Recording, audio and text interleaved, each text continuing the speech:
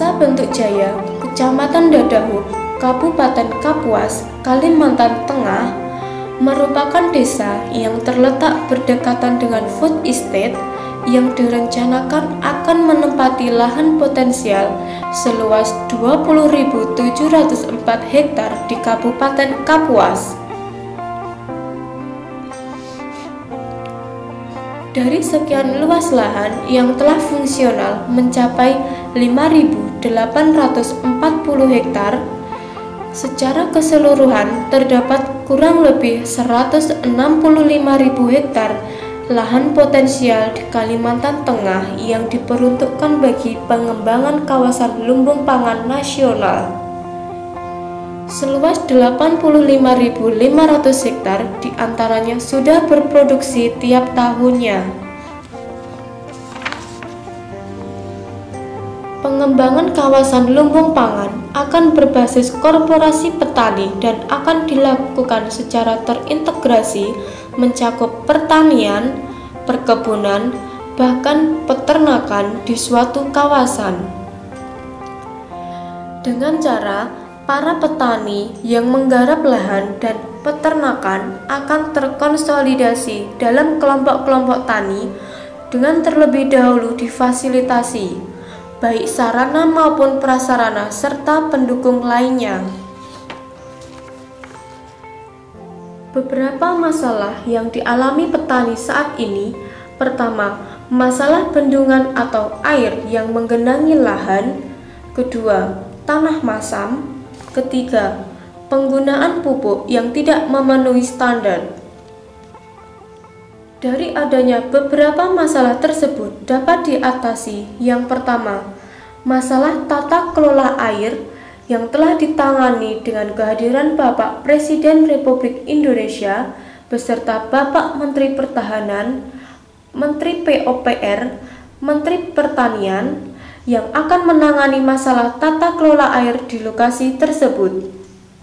Food estate atau lumbung pangan yang mulai sudah dikerjakan 2 minggu ini, terutama untuk urusan irigasinya dulu. Dan tahun ini insya Allah akan kita selesaikan kurang lebih 30.000 hektar terlebih dahulu. Kemudian berikutnya akan dalam 1,5 tahun sampai maksimal 2 tahun akan ditambah lagi 148.000 hektar. Baik itu di Kabupaten Pangpisau maupun di Kabupaten Kapuas. Kemudian, masalah kedua yaitu tanah masam. Tanah masam merupakan tanah yang memiliki pH kurang dari 5,5. Penyebab dari tanah masam yaitu curah hujan tinggi sehingga tanah tergenang air dan secara alami akan menghilangkan unsur hara yang ada. Apalagi tanah di Desa Bentuk Jaya tergolong tanah gambut yang mengandung bahan organik juga mengalami banyak kendala, yaitu sifat kemasaman tanah, persentase kejenuhan basah yang rendah, drainase dan airase yang jelek, serta kelarutan aluminium, besi, dan mangan yang tinggi, yang mengakibatkan unsur hara makro tidak tersedia dalam jumlah yang cukup. Selain itu, tanah yang terlalu masam dapat menghambat perkembangan mikroorganisme di dalam tanah, sehingga akan berpengaruh buruk bagi pertumbuhan tanaman. Petani Desa Bentuk Jaya mengatasi masalah tanah kemasaman dengan menggunakan kapur atau dolomit yang memakan biaya cukup banyak, sehingga biaya yang harusnya digunakan untuk biaya pembelian pupuk anorganik menjadi berkurang, hingga pada akhirnya berdampak pada hasil yang kurang maksimal.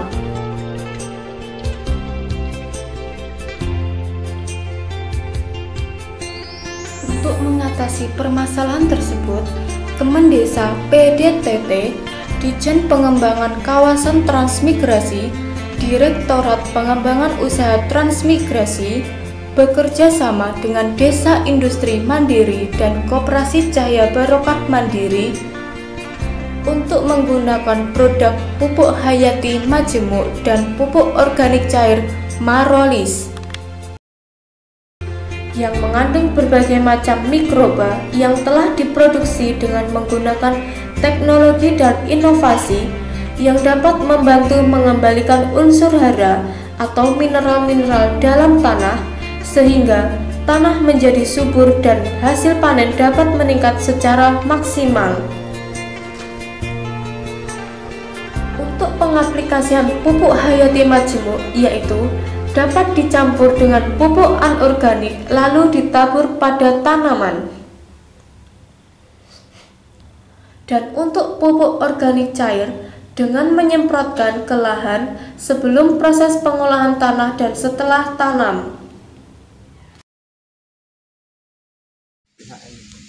Ini kondisi lahan yang tidak menggunakan pupuk PHM. Bisa kita lihat airnya jernih. Airnya jernih. Walaupun tanamannya hijau tapi airnya ini jernih, enggak seperti yang di sebelah petakan tadi. Dan kita mencoba untuk mengambil sampel tanahnya.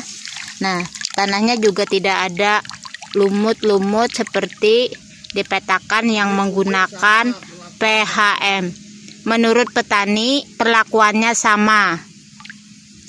Maksudnya sama di pupuk tapi tidak dicampur dengan pupuk PHM. Nah, ini bisa kita lihat dan coba kita rasakan, jilat. Ada rasa kecut di tanah. Nah, kondisi tanaman setelah menggunakan pupuk HMT hayati 4 hari setelah menggunakan, semua air kelihatan hijau, tidak ada lagi air yang kuning-kuning. Itu tanamannya mantap.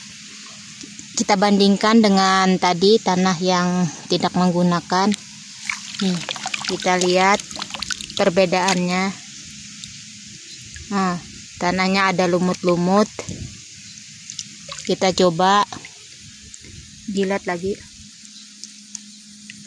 Sudah tidak ada rasa. Kalau yang tadi yang tidak menggunakan pupuk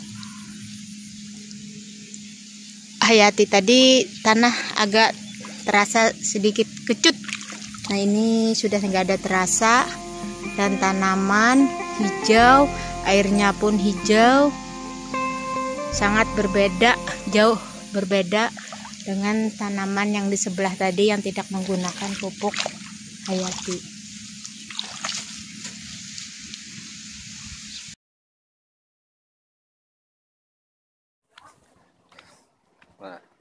Wah, sugeng siang Pak Adi. Adi Pak Suroso. Lagi napa Pak Adi? Iki ndelok pari niki kok. Ndelok niki Mas. Pari. Reno-reno. Pari niki iso ijo-ijo ngono lho. Ijo-ijo. Heeh. Njenengan mboten wonten ta? Enggak. Mboten. Oh. Anu kok aneh. Ana perubahan kayak anu apa pi? Perubahannya napa Pak Adi? Ijo niki mbok kaya obat apa, obat anyar ta, obat nopo niki wong anu. No. Renuk-renuk ngoten lho. Oh, niki anu Pak Adi. Niku nganggo pupuk jenenge pupuk hayati majemuk. Pupuk hayati majemuk. Hayati majemuk. Singkatane PHM. Niku sik padat dicampurke pupuk cara nggunane. Nah, Niku campur pupuk. campur pupuk nggih. Campur pupuk. Pupuk Korean apa pupuk? Oh, pupuk urea, pupuk NPK dicampur niku bareng dipupuke umur sampai 7 dino, 0 sampai 7 dino. Nah, dicampurke. Bar niku disemprot saurunge olah tanah, saurunge tandur, olah tanah disemprot pupuk organik cair atau utawa POC Pak Eli. Nek PHM wau pupuk hayati majemuk jumlahe niku saben hektar 10 kilo. 10 kilo per hektar. Lah nek POC ne niku 5 liter. 5 liter disemprotke sak hektar. Nah, saben sak tangki, sing tangki 15 liter nika obat POC-ne nganggo 250 mili. Nah, saya sampai tak sik kira-kira sik niki Pak Ajum nggih niki salahane Pak Ajum. Ngene Pak Ajum. Nggih Pak Ajum nggih. Nah niku kira karo tahun tanduran sadurunge tahun-tahun wingi pripun bedane? Oh, beda lah. Beda nggih. Beda. Beda.